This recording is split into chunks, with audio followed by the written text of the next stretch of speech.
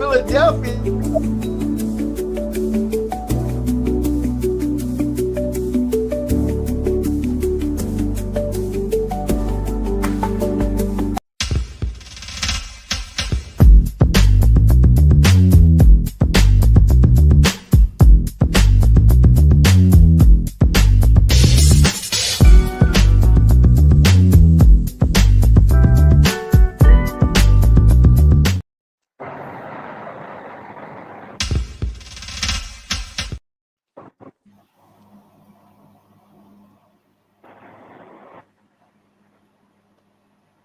That's enough.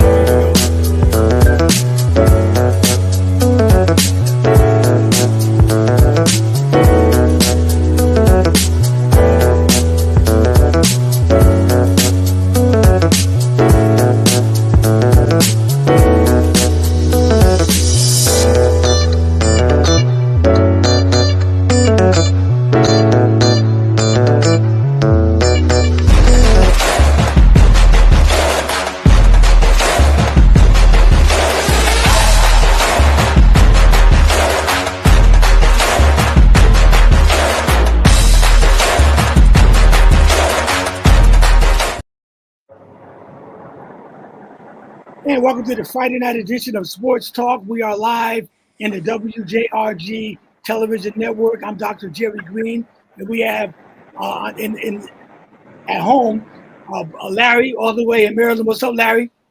Everything's good. All right. Pastor Walter Teague, one of the greatest pastors in the world from Basileia. What's up, my brother? God bless you. Everything's good. How's everyone? All right. The legend himself, Bruce Austin. What's up, Bruce? Everything's beautiful, brother. And our sports legend, another beautiful day. Our sports legend, Anthony McLean. What's up, Anthony? Doing good, doing good. And every moment always move when this guy is on the scene. Brother Kendall Tyson. What's up, Kendall? What's happening? All right, we're going to get started. Also, I want to just say on a good note that we just signed another 2-year deal with Lightcast for our television network. So we got 2 more years that we're going to be doing our thing on TV. All right? So that's a good thing, y'all. Good. And I want to thank y'all for being a part of Sports Talk every Tuesday and every Friday with your commitment. And we're going to grow this show, man. It's going to be one of the biggest shows in New England. So I want to thank y'all for being a part of it. Larry, let's start with you, man. For football, what you got for me?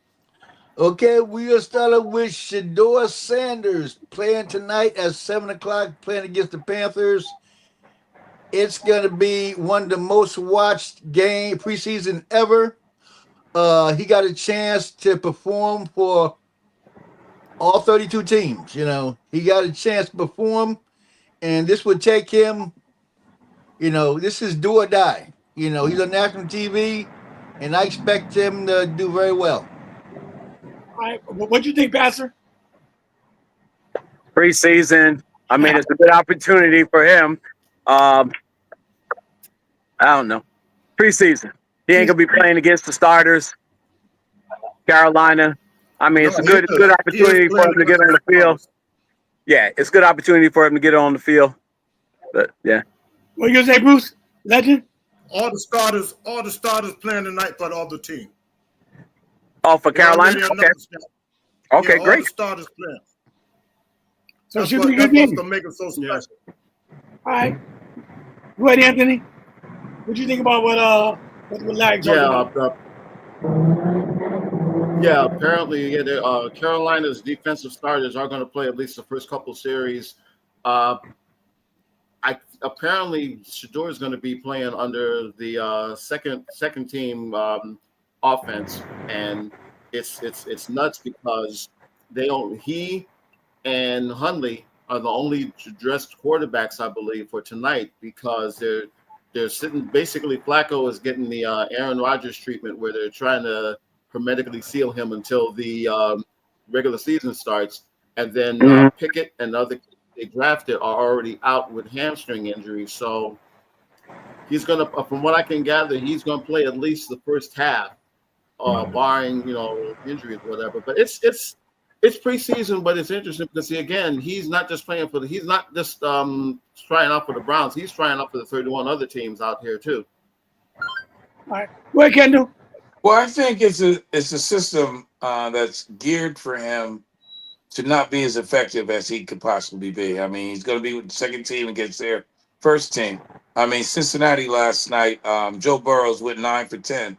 If he comes out and throws 11 for 15 or 12 out of 16 or so, touchdown or two, he'll show him a couple things. But just gonna see how he stacks up against the first team offense. I think he's a good quarterback. He's outplayed them in the preseason, and I think he can emerge as a starter. Now, here's where the advantage works for him. If he emerges as a starter and he's a fifth-round draft choice, he can renegotiate his contract after 2 years, as opposed to signing a first-round rookie deal in which got to go 3 years with a 4-year option. So this can work out for him. If he gets in that starting lineup and plays all year next year, renews his contract, he can make up for all that lost money. All right. So what time the game come on, Larry, tonight? 7. 7 o'clock. 7 o'clock. Okay. Yep. Oh, we got I think there's 4 games on. 4 games on. 4 games? Oh, okay. Yeah. Wow. This is the first full weekend where everybody's playing. What about when the Cowboys come on? Tomorrow. Saturday. Tomorrow. Ooh.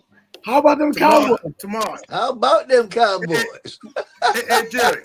Yeah. Hey, Jerry, before you go to the Cowboys, it's almost a setup for Sanders to fail, man.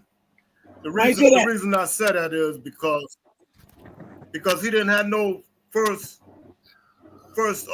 team snaps, and plus he playing against their first team defense, and he playing with their second team offense.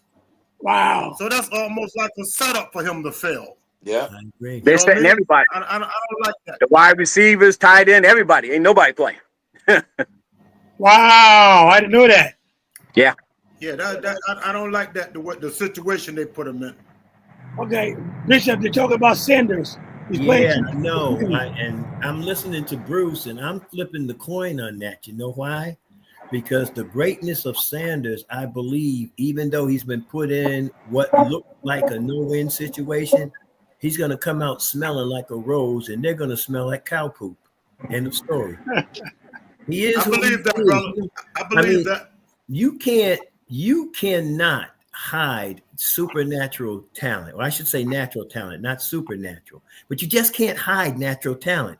And he may not be the greatest we've ever seen, but he has been in adversity the entire time. Jackson State, he had it not easy, but not as hard as he had it at Colorado. So Colorado, he has faced multiple adverse situations. One of the most memorable plays I'll never forget, he should have been sacked. I think it was Nebraska they were playing, and he threw that bomb to Hunter and got it down the field and won the game. I said, yo, dude, what can you say about that? So, yeah, okay, try to make them fail. You're going to have egg on your face when it's all said and done, Cleveland. Anybody else on that will make a comment? Yeah. One more. Not on that, but did y'all see his Colorado teammate, make that punt return? Yes, sir. Rookie. Yeah, man. He made a couple of good catches too. You see the catch down the sideline there too. Yeah. Yes, sir. The good thing about tonight For the Ravens.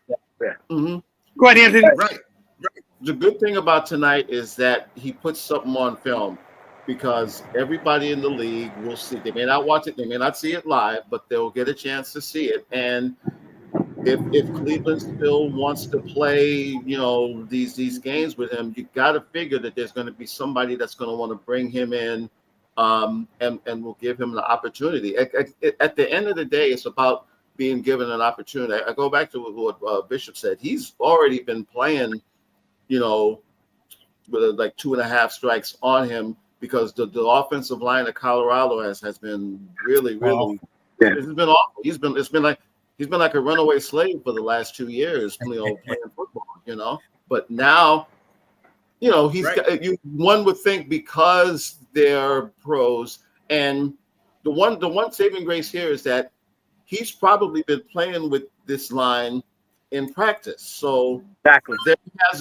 there has some cohesion with him. So we'll see. I hope the kid does well. I think if put it this way, if Cleveland is serious about going to the next step, he starts by midseason, if not opening day, depending on how this whole injuries thing plays out. Craziest thing, Ant is probably the best offensive line he ever played with. There you go. Just from proxy. Yeah. And let's throw this like in somebody there. else said, man, tonight is his time to shine. Yeah. Get out my message, You know what I Bruce. mean? Get out my message. All right, He got to shine tonight. what else you got, Larry, in football, bro? Yes. Right now, everybody's projecting the Ravens as the best team on paper in the NFL, followed by the Philadelphia Eagles. With that kind of talent and that kind of team, if they don't win this year, somebody needs to leave, and the Ravens need to come with a new game plan. You guys agree with that, Kendall? Well, like you say, on paper, I mean, I think that the Ravens is one of the best two teams in the AFC. I will never count Patrick Mahomes out. So I think that Kansas City is the best team in the AFC. I think the Ravens and Buffalo and Cincinnati are the other three, I think, in the NFC. I think we have Detroit. I think we have Philadelphia in the NFC. I don't see much else after all of that. Okay. Wait, go ahead, Bishop. Go ahead. Are you talking to me or are you? Okay. Yeah, you, Bishop. Go ahead. I'm sorry. Well, whether I agree the Ravens are the best, I mean, at the end of the day, like you said, Larry, if they don't get it done this year, Kawesi, I don't know if you're watching this show, but would you please go get King Henry while he's still got some legs? Please, I'm begging you, please. Anyway, that's all I could say on that. But I still see Kansas City as the team to beat. You know how, and I know some of y'all don't follow wrestling, but I used to follow it. One by the name of Ric Flair says, to be the man, you got to beat the man. And right now, Kansas City is the man in the AFC. Philly is the man in the NFC. So if you want to be the best, you got to beat the best. I'm talking about it on paper. I'm just talking about I heard every word you said. Experience and pound for pound, they're supposed to be the baddest dudes in the NFL. I ain't saying they're going to win it. They were counted as the top team last year, if you remember, after week 3. And what happened? They took the ball out of King Henry's hands, and where they end up? Selling popcorn at the Super Bowl. Go ahead, legend. Talk about the Baltimore Ravens. Yeah, they got it. I mean, they are no worse predicament than Buffalo. Nope. You know what I mean? I think everybody that's got them quarterbacks and looking good between Buffalo, Baltimore, and now I put Kansas City in there since Philly won. You know what I mean? They got to come up to the plate.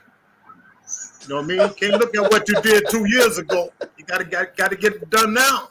That's right. Kansas City ride might be over. Might be. You still can't count Houston out. Not really. You know what I mean? I don't put them in the same category with them guys, but they ain't too far behind. Can I comment on the tail end of Bruce? You're not going with Pastor. Go ahead. I'm being realistic when I say this.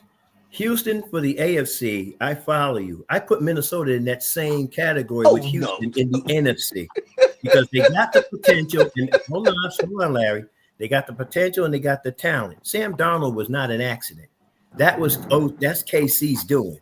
So if Sam Darnold's not an accident, that means he can repeat it, which means if JJ stays healthy, we might see a Vikings team that can be a contender. Will they be a Super Bowl champ? Well, that's left to be seen. Before I leave the face of this earth, I pray to get at least one that they can win. Now, what was their record last year, Bishop? They only lost like 3 games, right? Minnesota 12-14. 14-3 last year, and that was with a third. Basically, Darnold was a third-string quarterback, and they lost their last 2.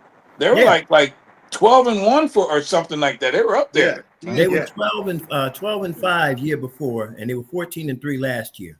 And Darnold was considered a third string quarterback. So let's not throw Minnesota under the bus yet, unless unless you're on water. Well, all they gotta do is dive. Let's wait and see what happens. Oh, Pastor Wall, go ahead on the Ravens. What do you think? How good can the Ravens be this year in the AFC? Yeah, we'll go back to Larry's original question statement. Yes, they are considered one of the top rosters in the NFL. Them, the Raiders and the Eagles, the Lions and the Kansas City are the top 4 rosters in the NFL. So yeah, they have an opportunity to fit. They're only going to be as good as their defense, because True. their offense is great. They got Lamar Jackson is great. They got wide receivers. They got Henry. Their defense is the ones that got to step up. Because if their defense could have stepped up even the year before against Kansas City, they could have won. So yeah, this is their year. They got to try to win it because they're only getting older. But Lamar Jackson is a young guy, so they can always retool. But yeah, they got on paper, like Larry said, they got one of the top rosters in the NFL. Go ahead, Anthony. Now go with Kendall. Yeah. Hey, if Mark Andrews holds on to the ball, they go into overtime. So they're right up there. But the thing with the Ravens now, it's not about the regular season; it's about the postseason now, and they have no blame but themselves here. They can be 15-2, 14-3, but they're going to be judged by what they do in the postseason. They've had the number 1 seed before and blown it. They've hosted the AFC Championship game and they've lost it. To me, I think more pressure should be put on Harbaugh because the fact that King Henry only got 15 carries in the AFC champion, in the playoff game, speaks volumes. The thing that's happening to them now, we saw this happen to the Bulls to a certain extent. Other guys sort of just sit around and waited for Michael to win it for them. They're still doing that. They're still waiting for Lamar to win it for them, even though you've got an all-world running back there. And to me, that goes back to Harbaugh. To the coach, right. If they don't win, you got to blame the coach. Go ahead, Kendall. I think that they should, look at Philadelphia's playbook. They got Saquon Barkley and put him in positions to be successful. Derrick Henry, who was actually drafted in the second round after winning the Heisman Trophy and the national championship, and my man Zeke from Dallas was drafted over him. He is an elite back. How in the name of Jesus do you have an elite back, the biggest, fastest, strongest back, all 3 combined, and run them 15 times in the playoffs? In the playoffs, now you got to go on the grind. And once again, like he said, I got to blame Harbaugh for that because he did not play the game that he played all year long to be in a position to play the game.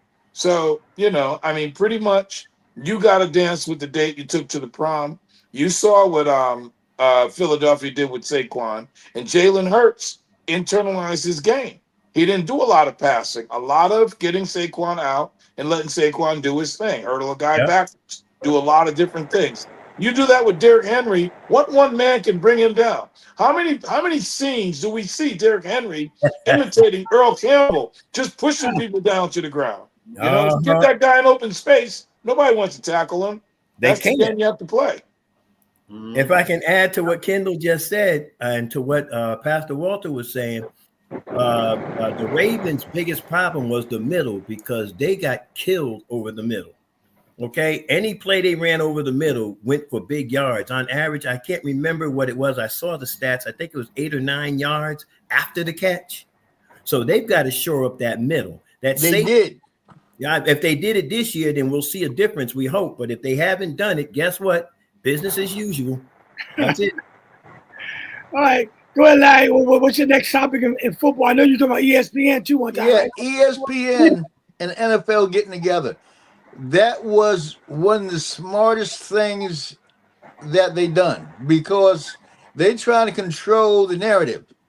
What they saying about the football players, what they saying about the referees. They wanted to try to put it under, before it was all over. Right now, what's going to happen, ESPN going to have most of the games. They trying to reel it back in because the past couple of years, talking about the referees, criticizing the referees. They're not going for that no more. What's going to happen is NFL going to call ESPN up, and they got agreement on what they can do and what they can't do. And if they see something that they really don't like, they can make that phone call and make that thing. They're gonna have a lot of restrictions on them what they can and cannot say and they can criticize. Wow. Okay. What about you, Bruce? You know anything about that? No, but I don't think that. I don't think that. I'm not saying Larry's wrong, but I don't think ESPN would make a deal like that because they in the talking business. You know what I mean? And that's the way they make their money. I'm quite sure they're not gonna let the NFL cut them off from their narrative. They got too many shows that's doing that. I don't know much about the deal, but we'll see. I can't see them telling Stephen A. and them boys to calm down, not to say what they want to say. I just don't see it. Go ahead, Bishop. What do you think? Listen, I can't disagree with Bruce or, for that matter, with Larry. But the other thing you got to look at is from the financial standpoint. Unless you have a special package that already includes ESPN, if you have to go download the app, they're going to charge you $29.99 a month, which is, to me, is crazy. You might as well go ahead and purchase the NFL package. Because, well, you might as well, because I mean, for that $29.99, you pay that $140 something for the year. Break it down, it's almost the same. There's maybe a few pennies difference in the price. So you got that to look at the same time. I don't think, and like you said, Bruce, they're not telling Stephen A. or any of those other guys what to say and what not to say, because they're going to say what they want to say. And if they can't say it during that particular podcast, you will hear it on First Take or whatever NFL show comes over ESPN after that. So what have you really proven? Go ahead, Pastor. Totally disagree. They're gonna shut Stephen A. If he don't say what they want him to say, he won't be there no more. He'll be on Channel 5 or somewhere else. The NFL, we just talked about that. The NFL is like United States. They own the sports narrative. So they just made this deal with ESPN because ESPN has most of the sports narrative, but they're losing money. Look at all the ex-jocks that they fired. The only one there now that they renewed the contract is Stephen A. Everybody else is gone. Jalen Rose, everybody's gone because they're losing money, So it's a win-win for the NFL because they were trying to get rid of the NFL network because it wasn't making them any money. So with ESPN got the NFL network. Only thing I hate about it, I hope they don't get Red Zone because I can't remember the last time I watched the whole game. Because I watch Red Zone, see all the games. I don't even watch the Rams game. It's just the playoffs. I watch Red Zone. You get to see everybody, every score. Every time they cross the 50-yard line, boom, they cut to it. So that's what I hope they don't mess up. But as far as the narrative, bet that and the NFL will tell Stephen A. if he's doing the wrong thing, it'll go black. You won't see Stephen A. no more. Not on ESPN. He might be, with the Knicks, but he won't be on ESPN. I don't believe that. He's their cash cow. Stephen A. is their cash cow. They didn't give him $100 million for somebody else. Who gave him the $100 million? ESPN. Exactly. Right. We talking about the NFL. We ain't talking about ESPN. We talking about NFL. See what I'm saying, Walt? It wasn't just a win for ESPN. It was a win-win for the NFL too. Yeah. You know what I mean? So I'm not saying y'all are wrong, but I just don't see it. I don't see them telling them guys what to say. Okay. I just don't see it. Go ahead, Kendall. Well, sometimes, I used to hear the NFL stood for not for long. The NFL is a conglomerate. Okay. Yes. So their move to deal with ESPN, the NFL will control the narrative. Yeah. You're not going to tell me that the NFL didn't have anything to do with Colin Kaepernick or any other situation that they decide. They don't want you to play, you won't play. If they're going to go and collude with ESPN, I think they're going to try to muzzle Stephen A. Smith to take away from their money. I mean, they're the biggest organization there is. The most watched thing in the history of television is the Super Bowl. So now ESPN is doing probably what Donald Trump did at the very beginning of his administration. He, as the most powerful man, NFL, be the most powerful network there is, hooked up with the richest man, hooked up with ESPN. We hope that this one turns out better than that one. It's a match made in heaven. Hopefully, like I say, there will be a red zone. But believe me when I tell you, if they don't like what Stephen A. Smith is saying, they will get rid of him. They will he'll do be whatever gone. they need to do. They're powerful. So it is what it is for them. Right, Anthony? Go ahead, Ant. The thing that sets this deal apart from any other thing is that the NFL bought a 10% stake into Right. the ESPN, into the ESPN. network. Yeah, they own it. Yeah, Not just not money. They own the entity, 10%. and Yeah. that's what's holding up the deal right now. They're just trying to deal with the legit. It's put it this way: when I first heard about it, it reminded me of a thing that Joe DiMaggio said years ago before he passed. They asked him if he was playing now, how much money would you make? And he basically said, I would go into George Steinbrenner's office and basically say, George, me and you are about to become partners. And this is a merger. This is a merger. So much so that the NFL is also trying to renegotiate the current TV deal that they have with the other networks. So this is unprecedented because you basically have a league that's buying stock into a media organization. They're going to control. Basically, ESPN Bet is going to become the official fantasy home of the NFL, not just ESPN, of the NFL. They'll own the NFL network. They'll take control of Red Zone. Now, what's got a lot of people upset is the whole Red Zone thing, because you got non-football fans won't watch a game all year, but they'll sit those 7 hours every Sunday to watch Red Zone. What a lot of people are praying and hoping doesn't happen is that they put an ESPN spin on it, because what's made Red Zone great for everybody is that no commercials for 7 hours. 7 hours. You get you literally get, and all of us here, hey, every Sunday I'm at my brother's place. Red Zone. Yep. I come over for church.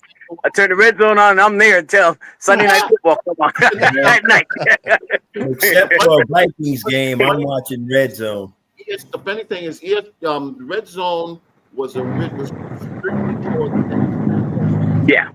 that was the whole premise, but it literally caught on fire because if you're a Cowboys fan in California, or if you're a Giants fan in Virginia, or if you're a Chiefs fan in Arizona, you get that. You don't necessarily have to put out the big bucks to get the Sunday ticket. Now, also, the NFL, the website, they also have a deal called NFL Plus, where if you wanted to watch all the Giants games, all the Cowboys games, all the Chiefs games, you pay, I think, right now, I think it's like $10 a month, and you can watch all your teams play. Now, the thing about this ESPN deal also is, if you already have ESPN Plus, right now that's $10, and as Bishop said, it's going to go to $29.95. The caveat that they're doing there is you get all the NFL stuff, the SEC network, all ESPN programming, and all the other things that they have. So the NFL is just a cherry on the top, but it's unprecedented because no league has ever gone out and basically, I'm not just a client, I'm the president. But what they're saying is because they know that, like, DirecTV, all that stuff, that's the past. Cable's gone. So now they're getting into the streaming business. That's ESPN. That's ESPN. And don't think these other leagues aren't looking at this and saying, There you go. This is something that's going to impact. This is something that's going to impact, watching of sports for the next, Everything. arguably for the next 15 years. This is an I got a question for Kendall. Kendall, which team is under more pressure, Baltimore or Buffalo Bills? Well, oh wow, that's a good one.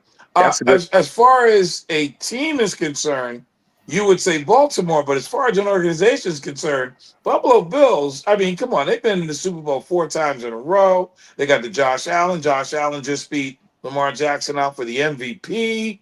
They think they have the second best quarterback in the league.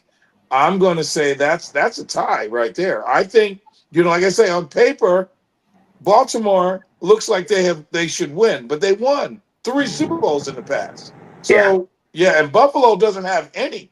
So you're gonna have to say Buffalo has to be under a lot of pressure. Buffalo Bills and the Minnesota Vikings are the 2 teams that are under a lot of pressure to have arrived to the Super Bowl and come back empty-handed and actually win it. Yeah. All right, go ahead, Bishop. No, I mean, Kendall said everything right there. And see, here's the problem. Hypothetically speaking, don't worry, Larry, it's hypothetics. That's all it is, just hypothetics. Buffalo and Minnesota get to the Super Bowl. The loser becomes the first team in NFL history to have made 5 appearances in the Super Bowl and never have won it. Right. And that's a mark you don't want on your record. You don't count the NFL championships because Minnesota has 4 of those. But that's the NFL championship. That is not a Super Bowl era. So You're right, Kendall, in everything you're saying. It's on Buffalo more than Baltimore because Baltimore already has some gold to show.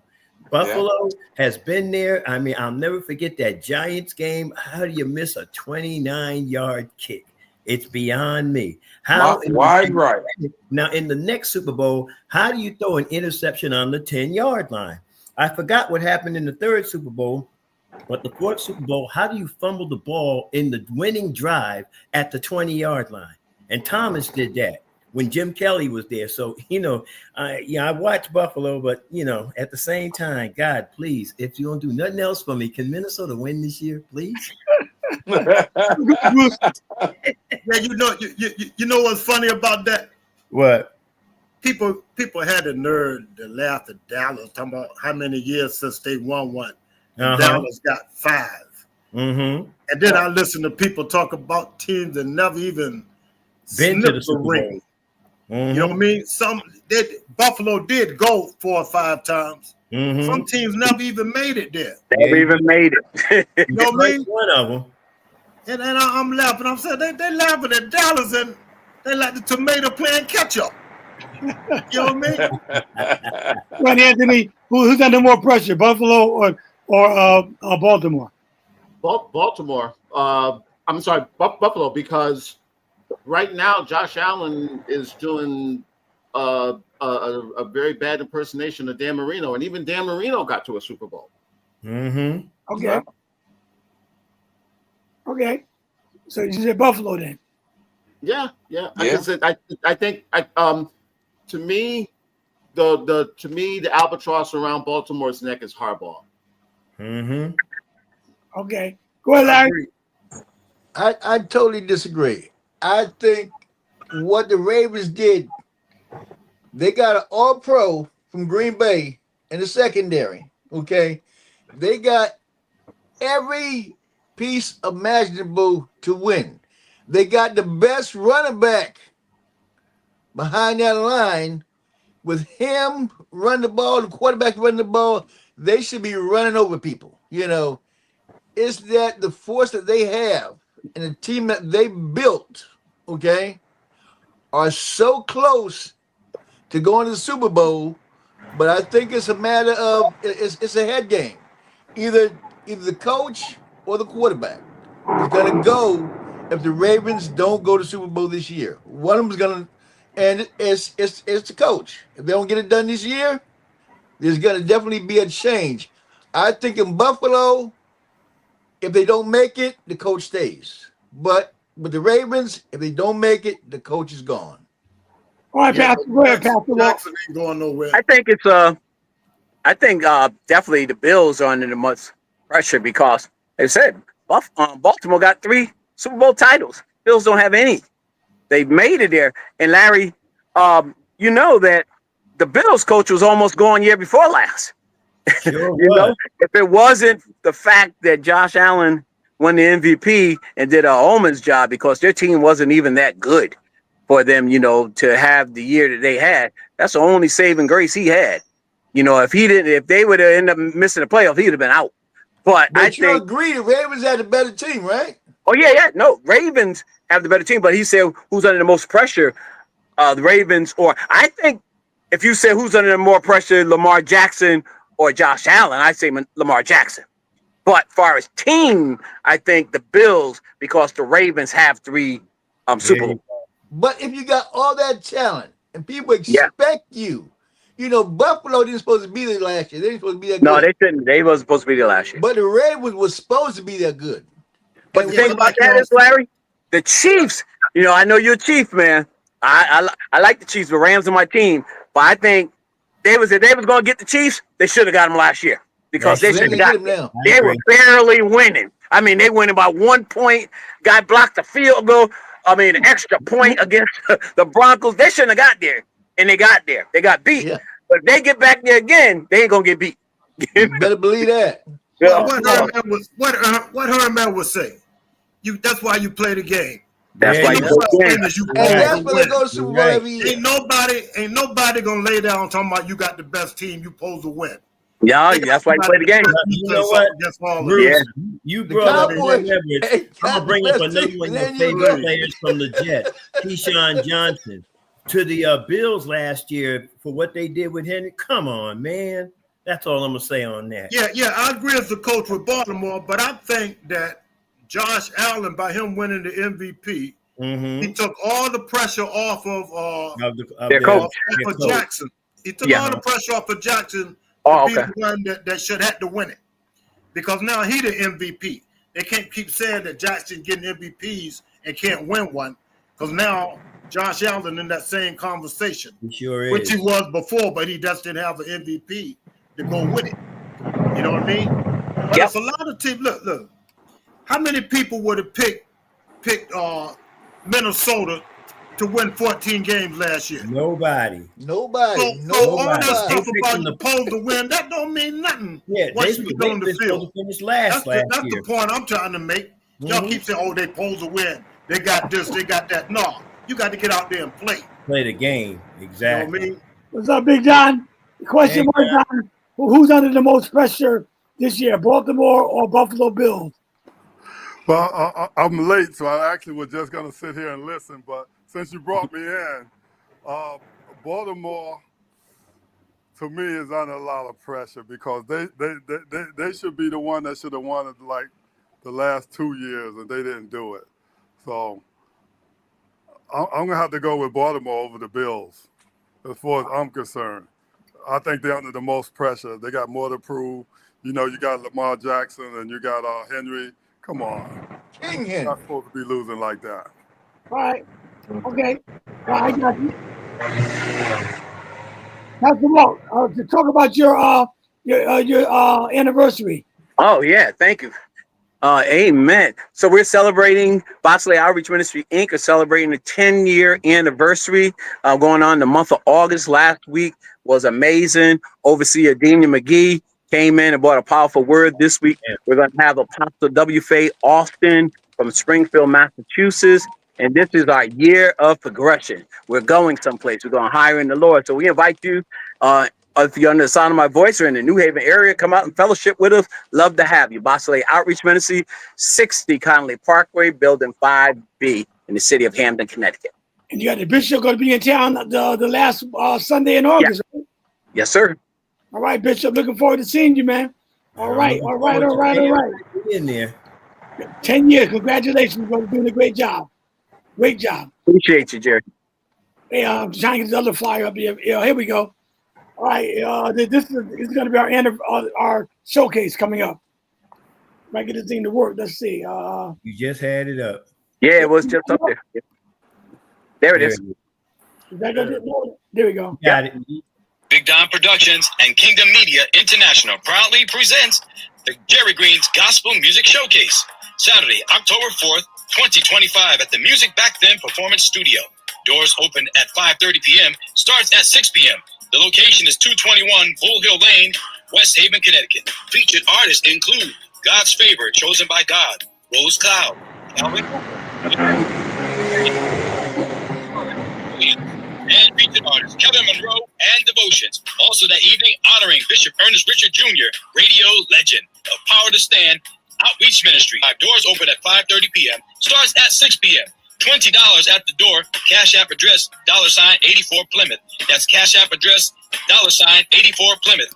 Also sponsored by WJRG, Connecticut's #1 24-hour gospel internet radio station, and Big Don for Big Don Productions. For more information, call 203-875-0520. That's 203-875-0520. Come one, come all, and we will see you there.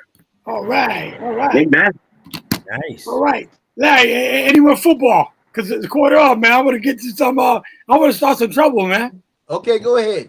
Now we don't play football. All right, go for it. Because you guys, I know you guys are my football man. Hold on, man. Come on, get up there now. My computer acting up. Come on, You just told me you weren't gonna start no trouble tonight. See that? That's what he said. Hold on. Hey, Bruce. That's why 1 John 1:9 is in the Bible. Okay, let's move on. Anthony. And man, what I thought, I said I don't believe that. Anthony, if you had the #1 pick, who would you pick out of this group? Wow. Now, we all know what they all did at the tail end in their career. But if you had the #1 pick, who would you pick out of this group? Wilt Chamberlain. Chamberlain? Wilt Chamberlain. Why? Why you get Wilt? Because Wilt changed the game. You have the paint because of Wilt Chamberlain. You have goaltending because of Chamberlain to a certain extent. You know, with all of these guys had something that was very special, but Chamberlain started it all. He was way ahead. He was way ahead of the game.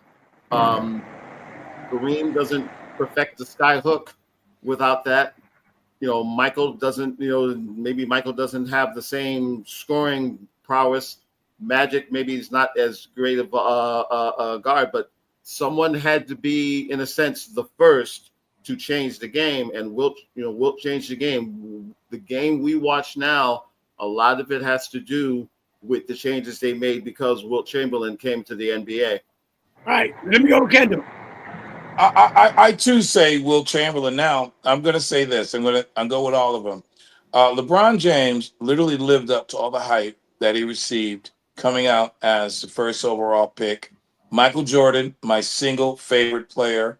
Magic Johnson, the best point guard to ever play the game. Kareem Abdul-Jabbar, that sky hook was pretty devastating.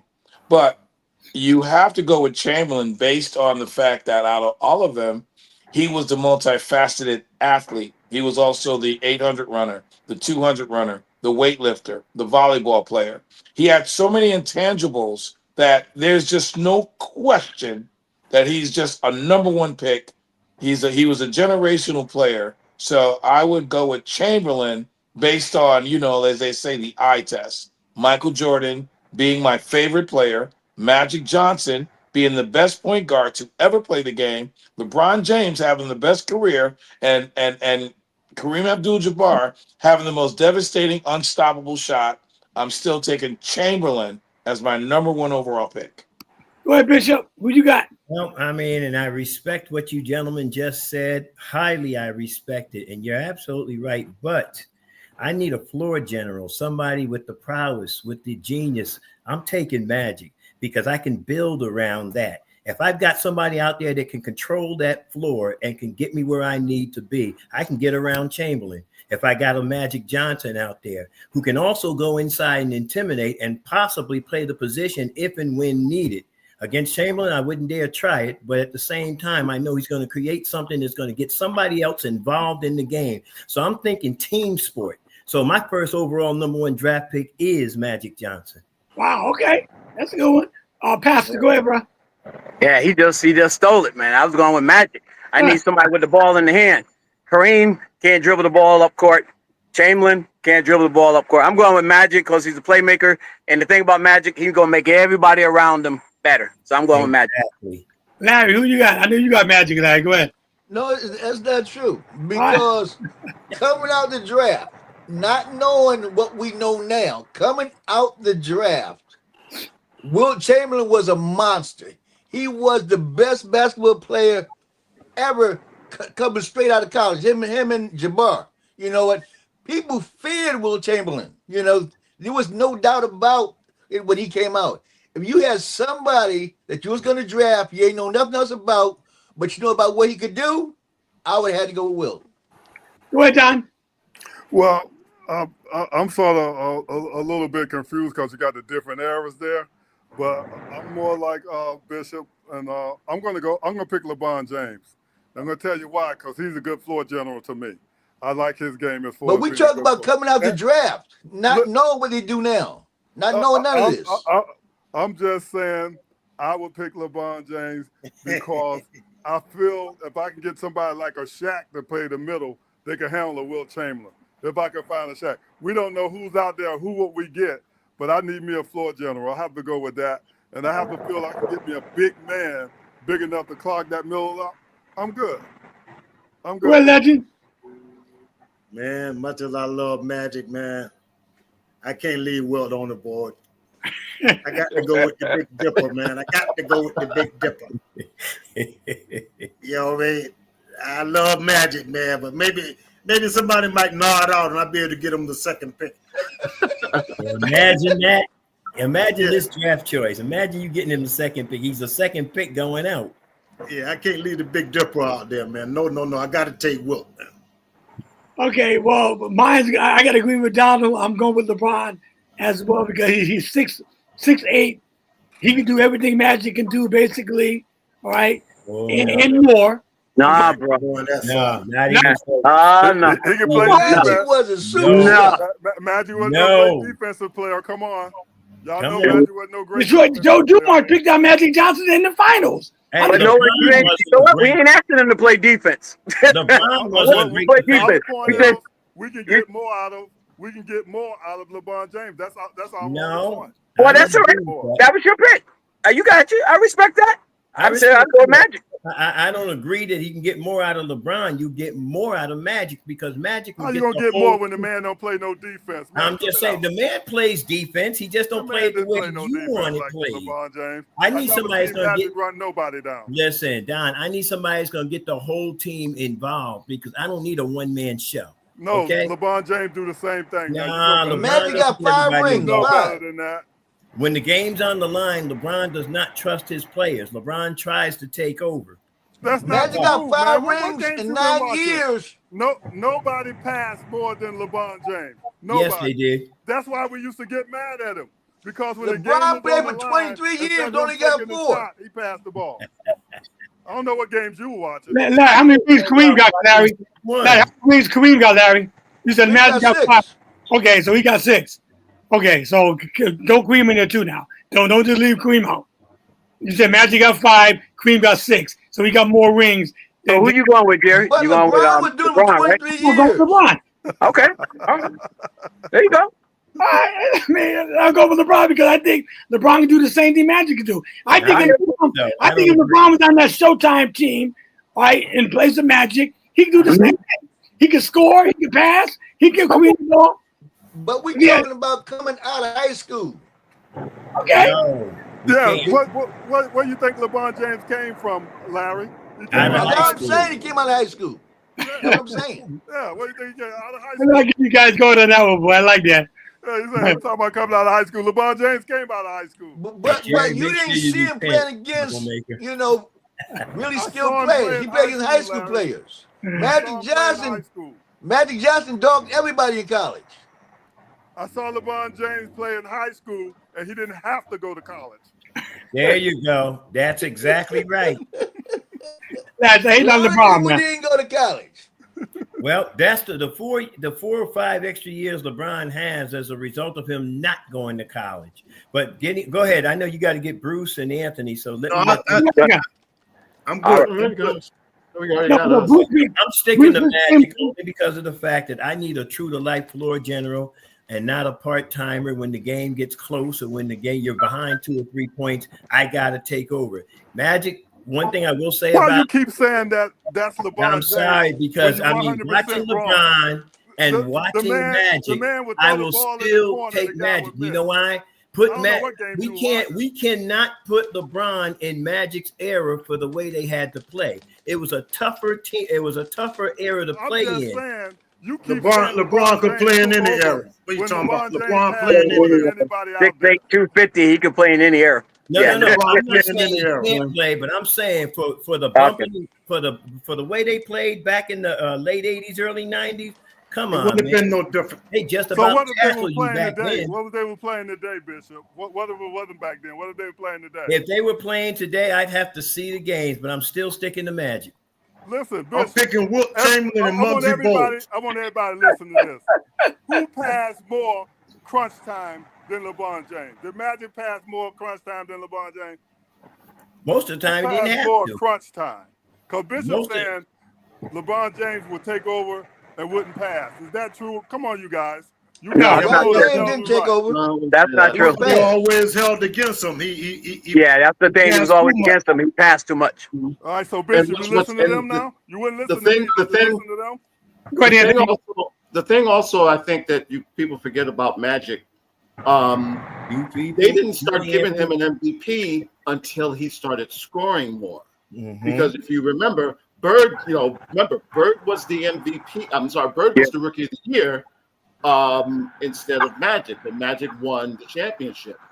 And the thing to me that's always the one thing you have to give with Magic, every player in his era had to go through him to win theirs. Bird had to go through him to get theirs. Isaiah had to go through. Doc had to go through him. Jordan had to go through. Everybody in that era, basically, directly or indirectly, had to either play or beat Magic to get their title. There. So you want to say the That's same a thing good about stat. LeBron James? LeBron James went to the finals 10 times, but 10 years in a row, yeah, you could, yeah. To be.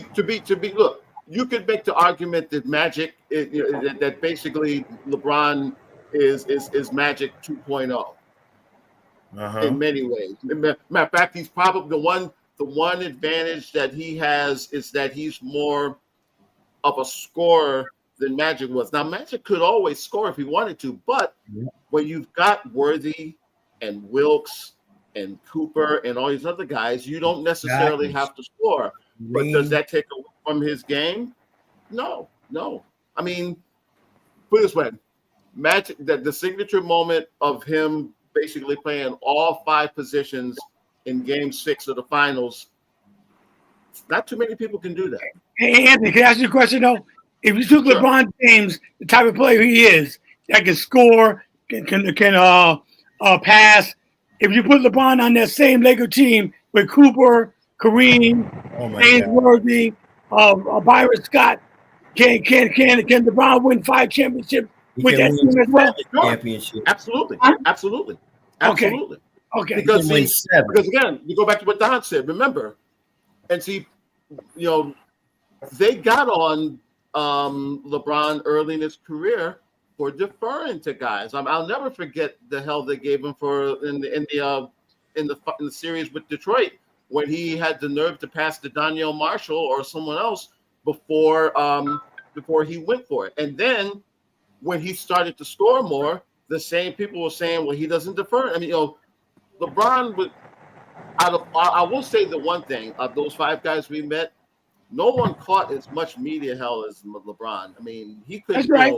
It seems like I agree with that. There was never a middle ground. It was like a Beyonce factor almost. If you either were in 100% in love with him or you were 100% against him, and in both instances, to me, it was always all for the wrong reasons.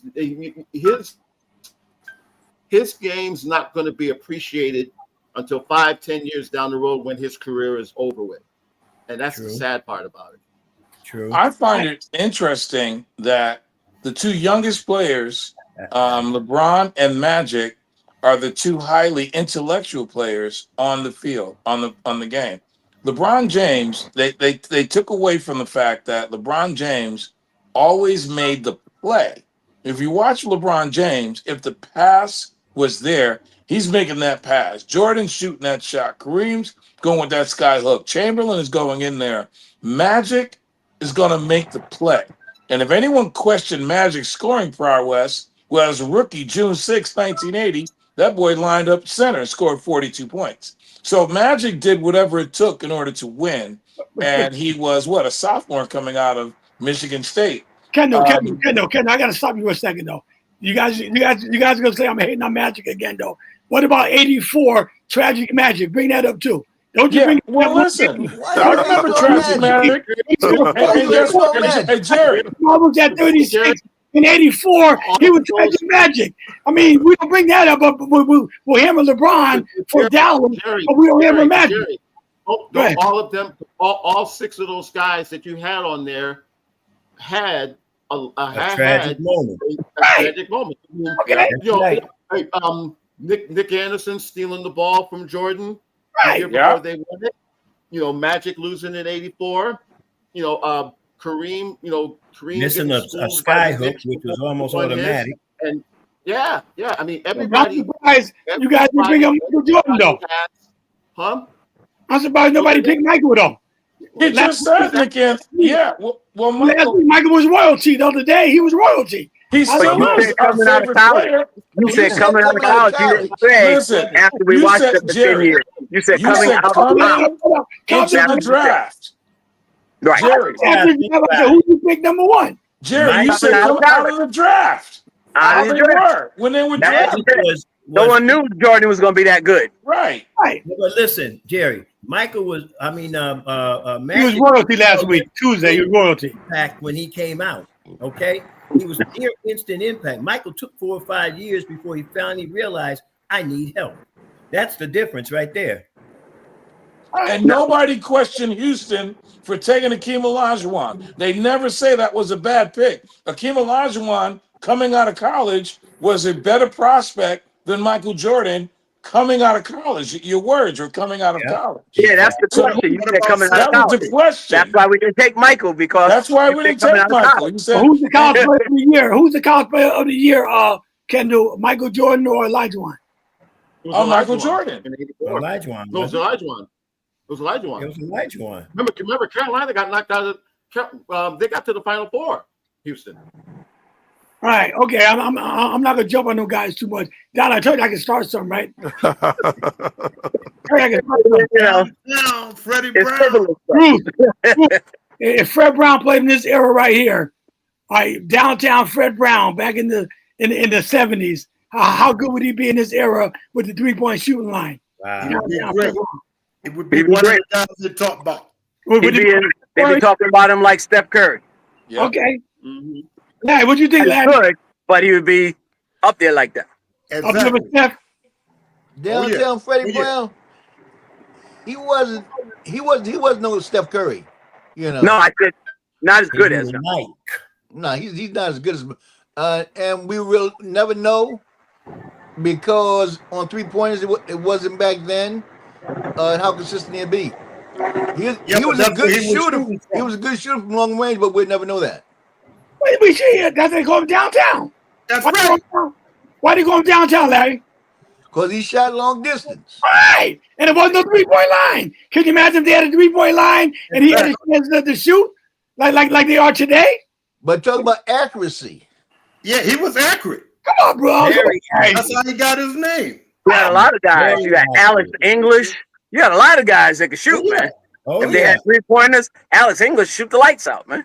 Go ahead, get to downtown Freddie Brown. Listen. They called him downtown Freddie Brown, and he also won a championship without a 3-pointer. Think about that. Without a 3-pointer, he translates to the game. He's one of those players that's ahead of his time.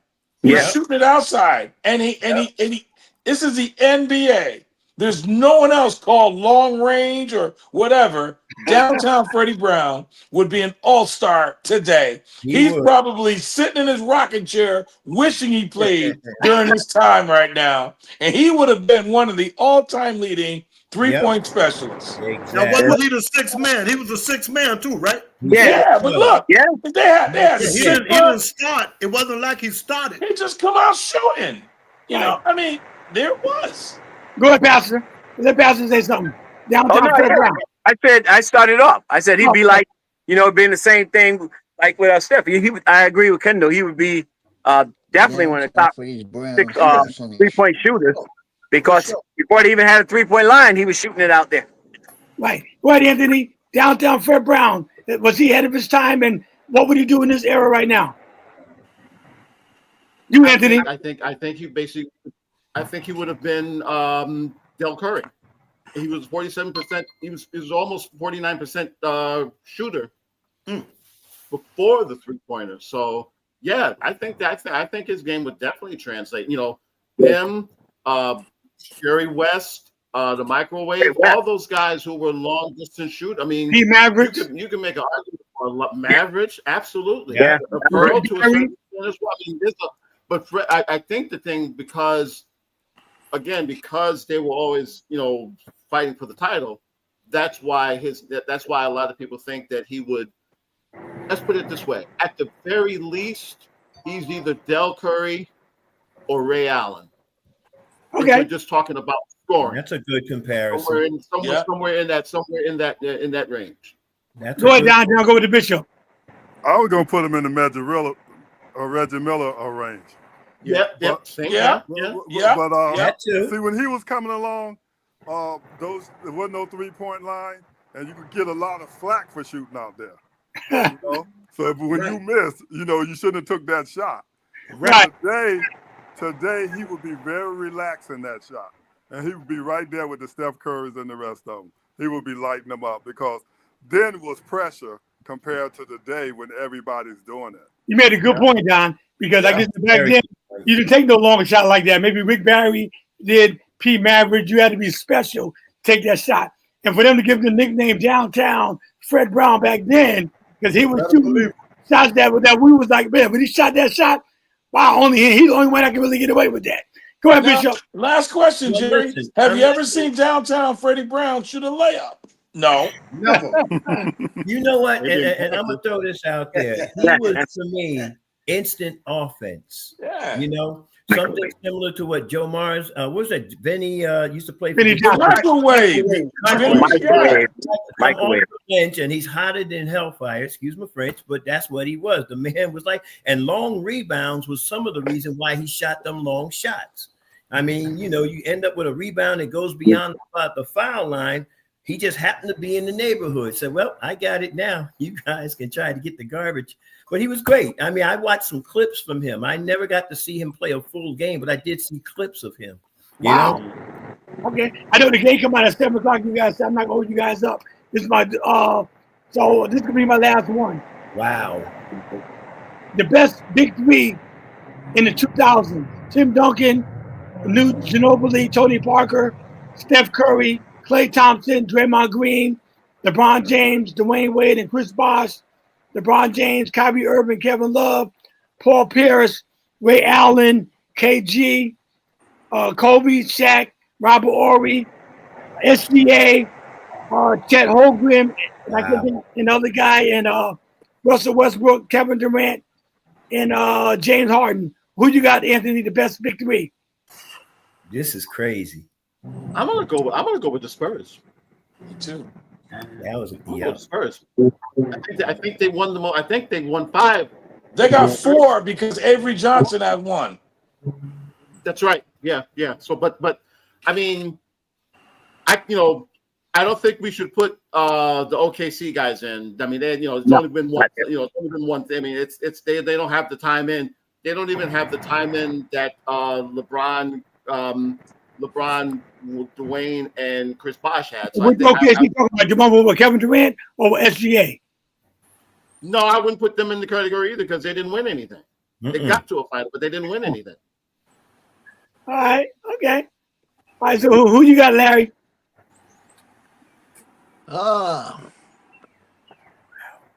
Oh. Come on, Larry. Talk to me, baby. Come on. Watch the game. I would have to go with San Antonio too. Yeah. Okay. All right, Don. Who you got, Don? I got Kobe and Shaq and Robert Horry all day, every day. Wow. Even against the Spurs. I got them boys all day. All right, Kendall. I got you ready? Yeah, no, you didn't. I'm going to take San Antonio, and I'm going to put Kobe, Shaq, and Robert Horry in my number 4 position because I got Michael, Scotty, and Rodman at number 2. Michael, Scotty, and Horace Grant at number 3. They're not in there.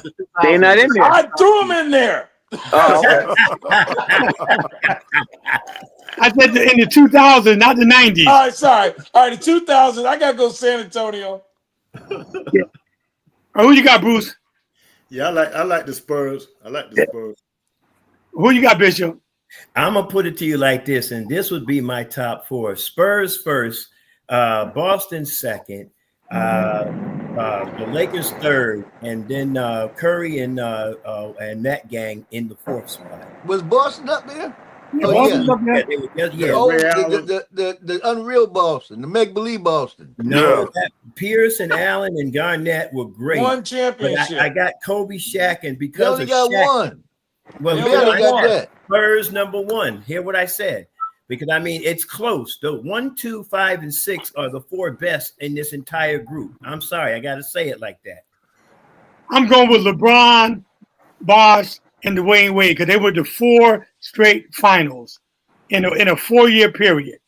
Okay, 4 straight finals, and the 4 times they played together. And if LeBron would have played better against Dallas, he would have won 3. I'm going with that team. That's my pick. I go with the Spurs. Nowinski that says I don't think so. Yeah, I go with the Spurs. My choice was the Spurs. Those traitors. Yeah, there was a guy by the name of Nowinski that said I don't think so. That's right. Sure did. Come on, the whiskey. Yeah, Nowinski was the closest thing to Larry Bird to me. Nowinski just went out and said, "Look, I don't think so. Watch this. Swish. Game over. Get out." Fadeaway jumper at 7 feet tall. That's crazy. So he won in 19 years. That's good. Okay. Yeah, but the Jet, man, y'all forgetting Terry had the Jet had a lot to do with that game. That He sure did. I agree. He sure did. Yeah, man, he had a lot to do with them winning. Jason Terry told everybody that they were going to win it from the very beginning. He had a lot to do with that, man.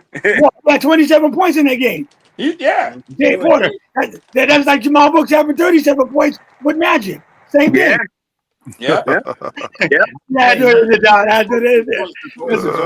to put up Terry Porter, which is a good point. But they keep forgetting about Jamal Brooks with 37 points. No one forgets about Jamal. He's one of my favorite Lakers, man. That's just you hating on Magic. I never hear nobody brought up Jamal Brooks 37 points. They always bring up Magic. You bring it up every time we have the telecast. You bring it up. Every time we have the telecast, you bring it up. That's right. He don't give us a chance on what. I got it. Every time you bring up Magic, he bring up Jamal Williams. Michael Jordan, yeah, Scotty. He's a man killer. Like he lives at home. What about me? Yo, forget about them guys like that. Don't forget about him. No one forget about him. I gotta Don't forget about him. You ain't gonna let us forget about him. No, I don't forget about him. I like Jamal Wilkes. Jamal Wilkes was one of the guys that was able to D Larry Bird. That was his job. You had Michael Cooper or Jamal Wilkes. They was the ones that held Larry Bird. Right, and Bird beat him in '84. He beat him too, 1984.